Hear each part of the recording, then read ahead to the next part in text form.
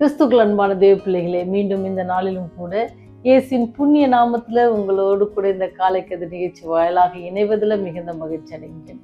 இந்த நாளிலும் கூட தேவன் உங்களோடு கூட இருந்து நீங்கள் கைட்டு செய்கிற எல்லா காரியங்களும் அவர் உங்களோடு கூட இருந்து உங்களுக்கு சுக வாழ்வு தர இயேசுவின் நாமத்தில் உங்களுக்கு வாழ்த்துதல் கூறுகிறேன். இன்னைக்கு வருகிற வாக்குத்தத்தத்தின் செய்தி எங்கிருந்து பார்த்தீங்கன்னு சொன்னா, உபாகமம் 28ஆம் அதிகாரம் 10வது 11வது வசனம். உபாகமம் 28:10-11. அப்பொழுது கர்த்தருடைய நாமம் உனக்கு தரிக்கப்பட்டது என்று பூமியின் ஜனங்கள் எல்லோரும் கண்டு உனக்கு பயப்படுவார்கள். உனக்கு கொடுப்பேன் என்று கர்த்தர் உனக்கு ஆணையிட்ட தேசத்திலே கர்த்தர் உன் கற்பத்தின் கனியிலும் உன் மிருக ஜீவன்களிலும் பலனிலும் உன் நிலத்தின் கனியிலும் உனக்கு பரிபூர்ண நன்மை உண்டாக கட்டளை இடுவார் அப்படின்னு சொல்லி சொல்ல. பரிபூரண நன்மை நமக்கு கட்டளை இடுகிற தேவன். பரிபூரண நன்மை இருக்குமோ நம்முடைய வாழ்க்கையில் எப்படி இருக்குமா? சுகமான ஒரு ஜீவன் இருக்கும். நம் தேவன் செயல்படுகிறவர் அல்லது அவர் மக்கள் வாழ்வில் அனைத்து அம்சங்களிலும் இடைப்படுகிறவர் அல்லது அனைவரையும் அவர் ஆசீர்வதிக்க காத்து கொண்டிருக்கிறார். அவர் சொல்றது ஒன்று, செய்யறது ஒன்று இல்லை. அவர் சொல்கிறதையே செய்கிற கர்த்தர். அன்னைக்கு நீங்க உபாகம் 28ஆம் அதிகாரத்தை பார்த்தீங்கன்னு சொன்னா, வாக்கு தத்தம் நிறைந்த ஒரு அதிகாரம். அந்த அதிகாரத்துல முதல் பகுதி எல்லாருக்கும் என்ன இருக்கும்?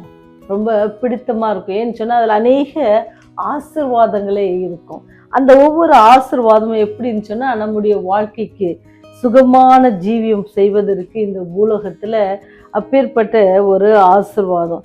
அதுல பார்த்தீங்கன்னா உன் களஞ்சியெல்லாம் நிறைஞ்சிருக்கும். நீ போகையிலும் ஆசீர்வதிக்கப்பட்டிருப்பார், வருகையிலும் ஆசீர்வதிக்கப்பட்டிருப்பார் அப்படின்னு சொல்லப்பட்டிருப்போம். இப்பேற்பட்ட ஒரு வாக்குத்தத்தமான ஒரு வசனம் இது சொல்லுது. உனக்கு கொடுப்பேன் என்று யாரு? கர்த்தர் உன் பிதாக்களுக்கு கட்டளையிட்ட தேசத்தை என்ன செய்வார்? நமக்கு தரப்போறாரு. அதுல என்னெல்லாம் நல்லா இருக்கும்னு பாருங்க.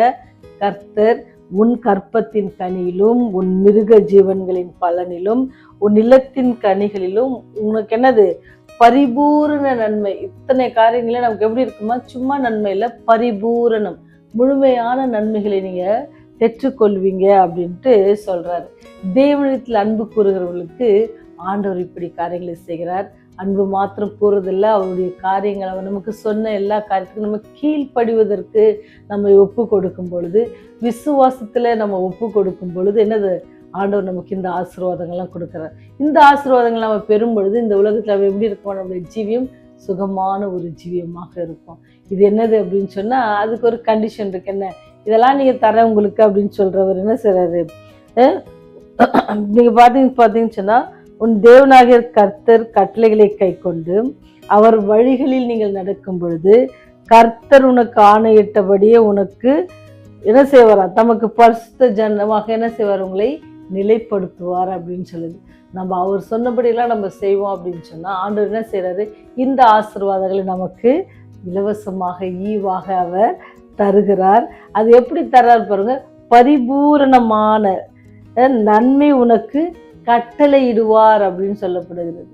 கட்டளை இடுவார்னு சொன்னா அதுல எந்த வித மாற்றமும் கிடையாது. இதை கொடுங்க அப்படின்னு யார்கிட்டயாவது சொன்னார்னா அவங்க கண்டிப்பா அதை கேட்டு கண்டிப்பா கொடுப்பாங்க. அதுல மாற்றம் இல்லை. அவர் நமக்கு என்னெல்லாம் தேவை இருக்கோ அதுக்குள்ள என்ன வர்றாரு? கட்டளை இடுவார். இப்பேற்பட்ட வல்லமையுள்ள தேவனை நம்ம ஆராதிக்கிறோம். அவர் கிருபை நிறைந்தவர், இரக்கம் நிறைந்தவர், தயவு நிறைந்தவர். அவர் மிகவும் மனதுருகிற கர்த்தர். அப்பேற்பட்ட அந்த வல்லமையுள்ள தேவன் கொடுக்கிற இந்த ஆசீர்வாதங்களை பெறுவதற்கு நமக்கு தடையாய் இருக்கிற காரியங்கள் நீங்க அப்படின்னு பார்த்தீங்கன்னு சொன்னா என்னது? நாம தேவன் நம்ம எதிர்பார்க்கிற அநேக காரியங்களை நாம எதிர்பார்க்கிறோம். அவர் நம்மிடத்திலிருந்து எதிர்பார்க்கிற காரியத்துக்கு நம்ம என்ன செய்யறதில்ல? ஒப்பு கொடுக்கறதில்ல. அதனாலதான் நம்ம அந்த ஆசீர்வாதங்கள்லாம் பெற முடியாம போகிறது. அவர் என்ன செய்யறாரு? நீங்க முழு மனதோட என்ன செய்யுங்க? கீழ்ப்படிங்க, விசுவாசிங்க அப்படின்னு சொல்றாரு. அன்பாக இருங்க, ஒருவர் அன்பாக இருங்க. இப்படி சொல்லுகிற இந்த காரியத்துல நம்ம என்ன செய்யறோம்? எதிர்மறையாக இருக்கும் பொழுது நம்ம என்ன செய்வோமா? ஆசீர்வாதத்தை இழந்து விடுவோம். நம்ம ஆண்டவர் நம்ம என்ன செய்யறாரு? ஆசீர்வதிக்கிற தேவன் எப்படின்னு பார்த்தீங்கன்னு சொன்னா, இந்த அதிகாரத்தின் முதல் பகுதி தான் நமக்கு ரொம்ப ரொம்ப பிடித்தமா இருக்கும். பின்னாடி முதல் பகுதி என்ன சொல்லப்படுகிறதோ அதுக்கு ஆப்போசிட்டான பகுதிகளாக தான் இருக்கும். நீங்க எங்க போனாலும் உங்களுக்கு என்னது? ஆசீர்வாதம் இருக்காது அப்படின்னு சொல்லி வசனம் இருக்குது. அப்போ ஆண்டவர் சொல்றாரு, அதுக்கு நீ அந்த பகுதிக்கு நீங்க போக வேண்டாம், ஏன்னு சொன்னால் நம்முடைய ஆண்டவர் எப்படி ஆசீர்வதிப்பதற்கு என்னது, அவர் துரிதப்படுகிறவர். ஆனால் நம்மை தண்டிப்பதற்கு அவர் என்னது, தாமதிக்கிறவராக இருக்கிறார். தேவன் எப்படி கோபம் கொள்வதில் அவர் ரொம்ப தாமதிக்கிறார். அதனால்தான் முதல்ல நமக்கு என்ன செய்கிறார் அப்படின்னு சொன்னால் ஆசீர்வாதங்களை அவர் நமக்கு கட்டளையிடுகிறார். அப்போ அந்த ஆசீர்வாதங்களை பெற்றுக்கொள்ள என்ன செய்யணுமா, நாம தேவனிடத்துல ஒப்பு கொடுக்கணும். நாம் பெரும்பாலும் தேவனுக்கு என்று எதுவுமே என்ன செய்யறதில்லை, அதை அர்ப்பணிக்கிறது இல்லை. அவர் பெரிதாக என்ன செய்யறோம், நம்ம எதிர்பார்க்கிறோம். ஆனால் நம்ம எதிர்பார்க்கிற நீங்கள் அவர் சொன்ன காரியங்களை செய்வதற்கு நம்ம என்ன செய்யணுமா, ஒப்பு கொடுக்கணும். தேவனுடைய நிபந்தனைக்கு ஒத்து போகாததால் நமக்கு என்ன செய்யும், எல்லாவற்றிலும் நமக்கு குறைவு ஏற்படும்.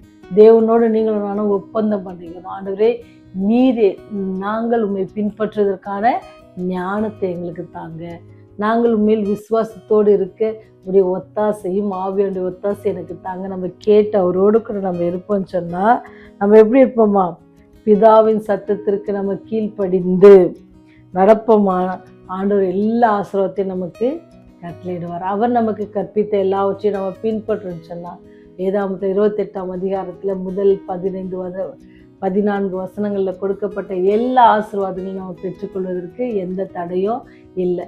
ஒருவேளை நம்ம அதில் குறைவுபடுகிறோமா இருக்கிறோன்னு சொன்னால் ஆண்டவர் இன்னைக்கு நமக்கு ஒரு பெரிய ஒரு வாய்ப்பை தராங்க.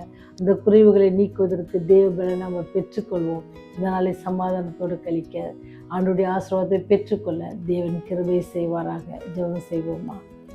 எங்கள் மேல் இரக்கமாயிருந்து எங்களை ஆசீர்வதிப்பதே உமக்கு பிரியமாயிருக்கிறது என்பதை நாங்கள் அறிய அல்லது புரிந்து கொள்ள நீர் கிருபை பாராட்டுறதுக்காக நன்றி ஆண்டவரே. இத்தனை ஆசீர்வாதங்களை நீர் வைத்திருக்கிறீர். அதை நாங்கள் பெற்றுக்கொள்வதற்கு தடையா இருக்கிற பாவங்களை விட்டு நாங்கள் வந்து உம்மோடு கூட நெருங்கி ஜீவிக்கிற வாழ்க்கையை எங்களுக்கு நீங்கள் கற்றுக் கொடுங்க. சாத்தானை எங்களுக்கு அப்புறப்படுத்துங்க, தீய சிந்தனைகளை எங்களுக்கு அப்புறப்படுத்துங்க சுவாமி. இந்த நாட்களிலும் ஆண்டவரே வியாதியாக இருக்கிற வயோதிபர்களுக்காக ஜெபிக்கிறோம்.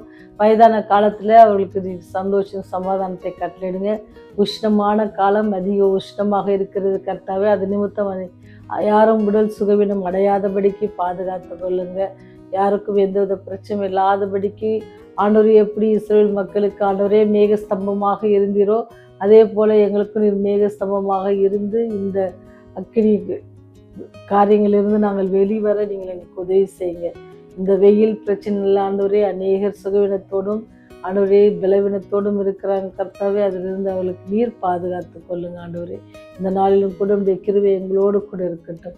ஆசீர்வாதம் பெறுவதற்கு தடையாக இருக்கிற எல்லா பாவங்களையும் எங்களை விட்டு அகற்றி எங்களை மன்னித்து உடைய பரிசுத்த ரத்தத்தினால் எங்களை சுத்திகரித்து எங்களை கழுவி உடைய ஆசீர்வாதத்தினால் நிரப்புங்க. யாரெல்லாம் நோக்கி வேண்டிக் கொள்கிறார்களோ அவர்களுக்கு நீ இறங்க வேண்டுமா என்று மன்றாடுகிறோம். குழந்தை பாக்கியத்துக்காக வேண்டிக் கொண்டிருக்க பிள்ளைகளுக்காக ஜெபிக்கிறோம். அதற்காக அவர்கள் எடுக்கிற ஆகாரங்கள் மருந்து மாத்திரைகள் எல்லாவற்றையும் நீங்கள் ஆசீர்வதிங்க. தொடர்ந்து நாங்கள் உடைய அன்பில் நிலைத்திருக்க கிருபை செய்யுங்க. பாவிகளாக எங்கள் மேல் கிருபையா இருங்க. இயேசுவின் வழியாக ஜெபிக்கிறோம் ஜீவனுள்ள நல்ல தகப்பனே, ஆமென்.